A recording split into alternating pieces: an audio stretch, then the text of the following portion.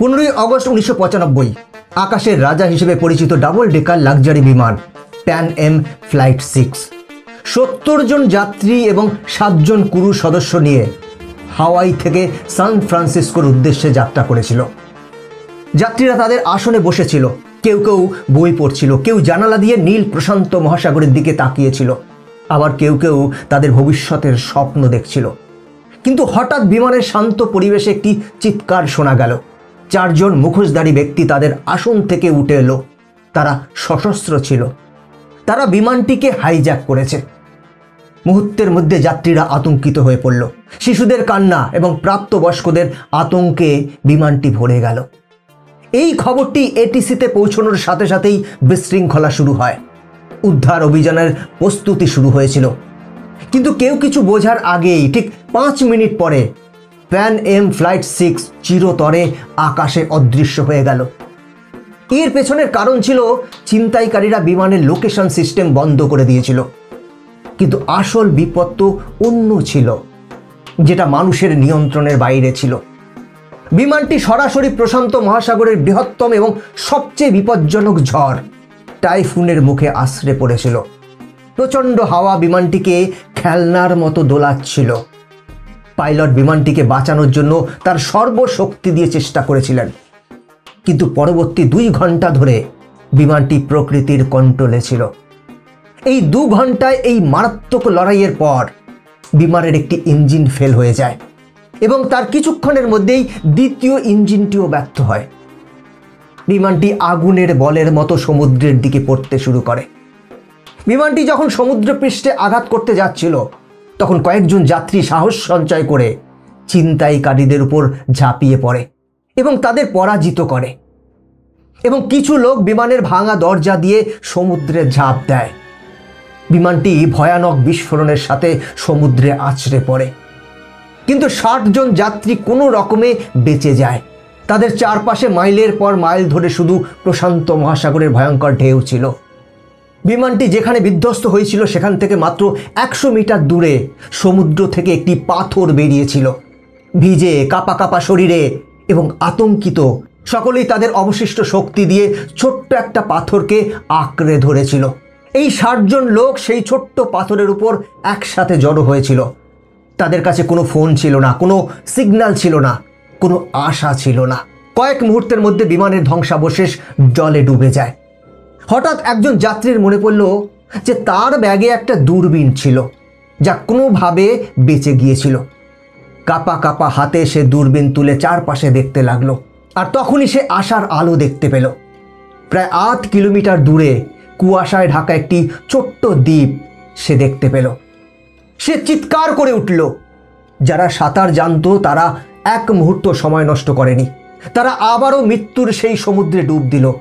নিচে বিপজ্জনক হাঙর এবং উপরে উঁচু ঢেউ, কিন্তু বেঁচে থাকার ইচ্ছা ছিল অন্য যে কোনো কিছুর থেকে বেশি।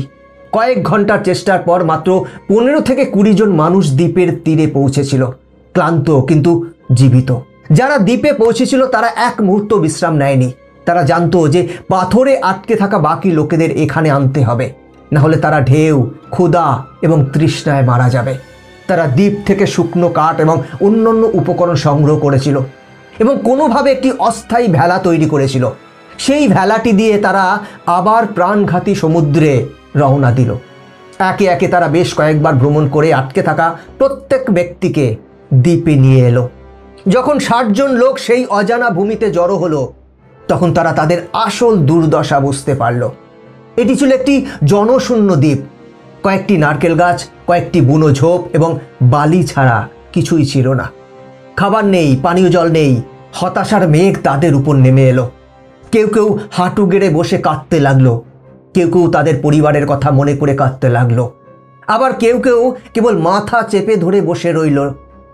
বিশ্বাস করতে পারছিল না তারা কি সত্যিই বেঁচে আছে নাকি এটা দুঃস্বপ্ন। এই হতাশার মাঝেই তাদের মধ্যে থাকা একজন স্কুল শিক্ষক মিস্টার ডেভিড, তিনি এগিয়ে এলেন। তিনি উচ্চস্বরে বললেন, বন্ধুরা, যদি আমরা আতঙ্কিত হই তাহলে আমরা সবাই মারা যাব। আমাদের বাঁচতে হবে, আমাদের একে অপরের জন্য বাঁচতে হবে। তার কণ্ঠে একটি আত্মবিশ্বাস ছিল। যা ভেঙে পড়া মানুষের মধ্যে নতুন আশা জাগিয়েছিল। সবাই সংগঠিত হয়ে আহতদের যত্ন নিতে শুরু করলো। এখন সবচেয়ে বড় চ্যালেঞ্জ ছিল ক্ষুধা এবং তৃষ্ণা। মাইকেল নামে এক যুবক সাহস সঞ্চয় করে একটি লম্বা নারকেল গাছে উঠে পড়ল। কিছু নারকেল পারল। ওই কয়েকটি নারকেল 60 জনের জন্য কিছুই ছিল না, কিন্তু এটা শুধু নারকেল ছিল না, এটা ছিল আশার প্রথম উৎস। মিস্টার ডেভিড সবাইকে ছোট ছোট দলে ভাগ করে দিলেন। একটি দলকে দ্বীপের খাবার সংগ্রহ করতে পাঠালেন, ফল মূল খুঁজে বের করার দায়িত্ব দেওয়া হয়েছিল। অন্যদিকে অন্য দলকে আশ্রয়স্থল মানে ঘর তৈরি করার দায়িত্ব দেওয়া হয়েছিল। মানুষ পাথরের গর্তে বৃষ্টির জল সংগ্রহ করে পান করতে শুরু করলো। সবচেয়ে চ্যালেঞ্জিং কাজ ছিল মাছ ধরা। কিছু যুবক ধারালো গাছের ডাল থেকে বর্ষা তৈরি করে সমুদ্র সৈকতে ঘন্টার পর ঘন্টা দাঁড়িয়ে মাছ ধরার চেষ্টা করছিল। অনেক ব্যর্থ চেষ্টার পর অবশেষে তারা একটি ছোট্ট মাছ ধরেছিল। সেদিন যখন মাছটি আগুনে রান্না করা হয়েছিল, তখন এর আনন্দ কোনো পার্টির থেকে কম ছিল না। সবাই একটি করে ছোট্ট মাছের টুকরো খেয়েছিল, কিন্তু এটা শুধু মাছের টুকরো ছিল না, এটা ছিল তাদের প্রথম জয়। সেই মুহূর্তটি তাদের শিখিয়েছিল যে এখন এটি তাদের জীবন, যেখানে তাদের সবকিছু ভাগ করে নিয়ে বাঁচতে হবে। বন্ধুরা, গল্পের পরবর্তী ঘটনা জানার আগে আপনাদের কাছে একটি ছোট্ট অনুরোধ। যদি আপনারা এই সত্য ঘটনাটি মর্মস্পর্শী মনে করেন, তাহলে দয়া করে ভিডিওটি লাইক করুন এবং চ্যানেলটিকে সাবস্ক্রাইব করতে ভুলবেন না, কারণ আপনাদের একটি সাবস্ক্রিপশন আমাদের এই ধরনের গল্পগুলো বানাতে উৎসাহিত করে। তাহলে চলুন শুরু করা যাক। দিনগুলি সপ্তাহে পরিণত হয় এবং সপ্তাহগুলি মাসে পরিণত হতে থাকে। তারা বুঝতে পেরেছিল যে সাহায্য কখনো নাও আসতে পারে, কিন্তু তাদের বেঁচে থাকতে হবে। তারা গাছের পাতা, ডাল, নারকেল পাতা দিয়ে ছোট্ট ছোট্ট কুঁড়ে ঘর তৈরি করতে শুরু করে। কিন্তু প্রথম বৃষ্টি তাদের সমস্ত পরিশ্রম নষ্ট করে দেয়। কিন্তু তারা হাল ছাড়েনি এবং আরও শক্তিশালী আশ্রয় তৈরি করে। প্রয়োজনীয়তা তাদের এমন কিছু শিখিয়েছিল যা তারা কখনো কল্পনাও করেনি।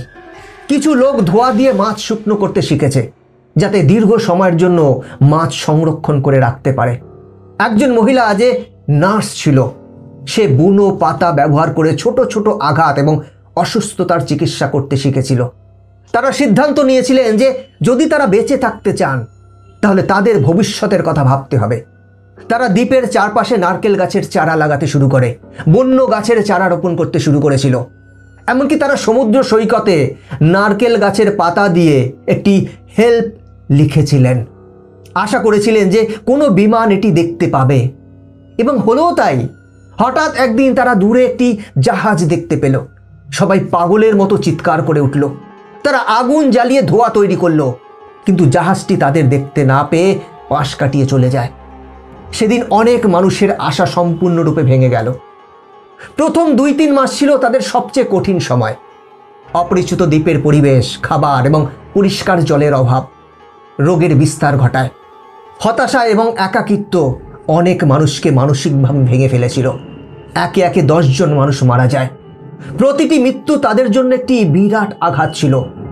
তারা তাদের সঙ্গীদের নিজের হাতে বালিতে কবর দিত এবং অসহায়ভাবে কাঁদত। এখন তাদের সংখ্যা 60 থেকে 50 নেমে এসেছিল। এদিকে কয়েক মাস ধরে অনুসন্ধান অভিযানের পর যখন ফ্লাইট প্যান M6 এর কোনো চিহ্ন পাওয়া যায়নি, তখন সরকার তাদের মৃত ঘোষণা করে। তাদের পরিবার শোক অনুষ্ঠান করে। তাদের নাম সংবাদপত্রে ছাপা হয়েছিল। বিশ্বের কাছে প্রশান্ত মহাসাগরের গভীরে সমাহিত সেই 77 জন মানুষ একটি বেদনাদায়ক স্মৃতি হয়ে রইল। তারা জানতো না যে তাদের মধ্যে 50 জন এখনো একটি অজানা দ্বীপে প্রতিদিন মৃত্যুর সাথে লড়াই করছে। কেউ তাদের উদ্ধারের জন্য আসবে এই আশায়। কিন্তু পৃথিবী তাদের ভুলে গেছে। এটি ছিল তাদের সংগ্রামের সবচেয়ে অন্ধকার অধ্যায়। যখন তারা ভেবেছিল যে তারা চিরতরে সেখানে আটকা পড়েছে। এভাবে 2 বছর কেটে যায়। জীবন একটি রুটিনে পরিণত হয়েছে। তারা বাঁচতে শিখেছে এবং তারপর সেই নির্জন দ্বীপে একটি অলৌকিক ঘটনা ঘটে। একজন মহিলা একটি সুস্থ কন্যা সন্তানের জন্ম দেয় এবং তার প্রথম কান্না পুরো দ্বীপটিকে বদলে দেয়। যেখানে কেবল মৃত্যু এবং হতাশা ছিল, সেখানে জীবনের সঙ্গীত এখন প্রতিধ্বনিত হয়। তাদের চোখে অশ্রু ছিল, কিন্তু এবার আনন্দের অশ্রু। সেই মেয়েটি সবাইকে বেঁচে থাকার একটি নতুন কারণ দিয়েছে। যে কেবল একটি মেয়ে ছিল না, সে প্রমাণ করেছিল যে জীবন সবচেয়ে কঠিন পরিস্থিতিতেও হাল ছাড়ে না। সে ছিল তাদের আশার নতুন আলো। মানুষ সেই দিনটিকে উৎসবের মতো উদযাপন করেছিল, কারণ 2 বছর পর মৃত্যু জীবনের কাছে হেরেছিল। এখন তাদের কেবল নিজের জন্য নয়, এই নতুন প্রজন্মের জন্য বাঁচতে হবে এবং এই দ্বীপটিকে একটি উন্নত স্থান করে তুলতে হবে। এভাবে 10 বছর কেটে যায়। দ্বীপে একটি জীবন ব্যবস্থা প্রতিষ্ঠিত হয়েছিল। মিস্টার ডেভিড শিশুদের জন্য একটি ছোট স্কুল খুলেছিলেন, যেখানে তিনি তাদের পড়াতেন, লেখাতেন এবং পৃথিবী সম্পর্কে জানতে শেখাতেন। এমন এক পৃথিবী যা এই শিশুরা কখনো দেখেনি। প্রত্যেকেই তাদের কাজ ভাগ করে নিত। কেউ মাছ ধরত, কেউ কৃষি কাজ করত, আবার কেউ বাচ্চাদের দেখাশোনা করত। তাদের মনোবল ধরে রাখার জন্য তারা বিমান দুর্ঘটনার দিনটিকে সার্ভাইভাল ডে হিসেবে উদযাপন করতে শুরু করে। সেই দিনটি তারা গান বাজনা করত, গল্প করত এবং তাদের সাথে থাকা সাথীদের স্মরণ করত, যারা এখন তাদের সাথে নেই। সেই 10 বছরে এই দ্বীপে আরও 5টি শিশুর জন্ম হয়েছিল, কিন্তু এই সময়ের মধ্যে অসুস্থতা এবং দুর্ঘটনায় আরও 7 জন প্রাপ্তবয়স্ক প্রাণ হারিয়েছিল। এখন এই শিশু সহ দ্বীপের মোট জনসংখ্যা ছিল 48। একটি দিন আবারও একই ঘটনা ঘটেছিল। আকাশে একটি বিমানের গর্জন শোনা গেল। সবাই আবার দৌড়েছিল, আবার চিৎকার করেছিল, কিন্তু ফলাফল একই ছিল। বিমানটি তাদের না দেখে আবার চলে যায়। বারবার হতাশা তাদের ভেঙে ফেলা বন্ধ করে দিয়েছিল। সম্ভবত তারা এটিকে তাদের ভাগ্য হিসেবে মেনে নিয়েছিল। এভাবেই 13 বছর কেটে যায়। দ্বীপে জন্ম নেওয়া শিশুরা এখন কিশোর। এটাই ছিল তাদের পৃথিবী, এটাই ছিল তাদের বাড়ি। প্রাপ্তবয়স্করা বৃদ্ধ হয়ে গিয়েছিল। তাদের মুখে সংগ্রামের রেখা স্পষ্ট দেখা যাচ্ছিল। তারপর একদিন সকালে এমন একটি শব্দ শোনা গেল যা তারা 13 বছর ধরে শোনেনি। একটি বড় জাহাজের হর্নের শব্দ। প্রথমে তারা বিশ্বাস করতে পারছিল না। তারা ভেবেছিল এটি কেবল আরেকটি ভ্রান্ত ধারণা। কিন্তু যখন আবার সেই শব্দ এলো, তখন সবাই পাগলের মতো সমুদ্রের দিকে ছুটতে লাগলো। তারা তাদের সমস্ত শক্তি দিয়ে আগুন জ্বালিয়ে দিল, চিৎকার করলো এবং হাত নাড়ল। তাদের চোখে আশার শেষ ঝলক জ্বলে উঠল। এবং এবার একটি অলৌকিক ঘটনা ঘটল। জাহাজটি তাদেরও দেখতে পেল এবং কিছু দূরে নোঙ্গর করে দাঁড়িয়ে পড়ল। সেই মুহূর্তটি ভাষায় বর্ণনা করা যাবে না। 48 জন একে অপরকে জড়িয়ে ধরে কাঁদছিল, হাসছিল এবং চিৎকার করছিল। 13 বছরের দীর্ঘ ভয়ঙ্কর অপেক্ষার অবসান হয়েছিল। উদ্ধারকারী দল যখন নৌকা নিয়ে তাদের কাছে পৌঁছল, তখন তাদের চোখ অশ্রুতে ভরে উঠল। তারা এমন লোকেদের দিকে তাকিয়েছিল যাদেরকে বিশ্ব মৃত বলে ঘোষণা করেছিল। যখন সেই 48 জন মানুষ শহরে ফিরে এলো, তখন বিশ্ব অবাক হয়ে গেল। তারা আর আগের মতো মানুষ ছিল না। শহরের জাঁকজমক, গাড়ি, ভবন সবকিছু তাদের কাছে অদ্ভুত মনে হয়েছিল। বেঁচে যাওয়া একজনের ডায়েরি প্রকাশ না হওয়া পর্যন্ত কেউ তাদের গল্প বিশ্বাস করেনি। সেই ডায়েরিতে 13 বছরের প্রতিটি দিন, প্রতিটি সংগ্রাম, প্রতিটি মৃত্যু এবং প্রতিটি ব্যক্তির প্রতিটি বিবরণ ছিল। মিডিয়া যখন সেই ডায়েরির পৃষ্ঠা বিশ্বের কাছে প্রকাশিত করেছিল, তখন সবাই কেঁদেছিল। এটি ছিল মানুষের সাহস, দৃঢ় সংকল্প এবং বেঁচে থাকার ইচ্ছার এক অবিশ্বাস্য গল্প। এই সত্য ঘটনাটির উপর পরে একটি বই লেখা হয়েছিল, যার শিরোনাম ছিল the lost survival of flight 6, 13 years on the island. এই গল্পটি এখনো আমাদের শেখায় যে আশার একটি ছোট্ট রশ্মিও অন্ধকারতম অন্ধকারকে ভেদ করতে পারে এবং মানুষের সাহস যে কোনো কঠিনতার চেয়েও মহান। বন্ধুরা, এই 48 জন বেঁচে থাকা ব্যক্তির এই হৃদয় বিদারক গল্পটি আপনার কেমন লাগলো? একটি নির্জন দ্বীপে 13 বছর কাটানোর অভিজ্ঞতা কেমন ছিল তা কি আপনি কল্পনা করতে পারছেন? দয়া করে আপনার মতামত কমেন্ট করে জানান। বন্ধুরা, আজকের ভিডিও এখানেই শেষ করছি। এরকম ইনফরমেটিভ ভিডিও দেখার জন্য চ্যানেলটিকে সাবস্ক্রাইব করে বেল আইকনটি প্রেস করে রাখুন। দেখা হচ্ছে পরবর্তী ভিডিওতে। ভালো থাকবেন, সাথে থাকবেন।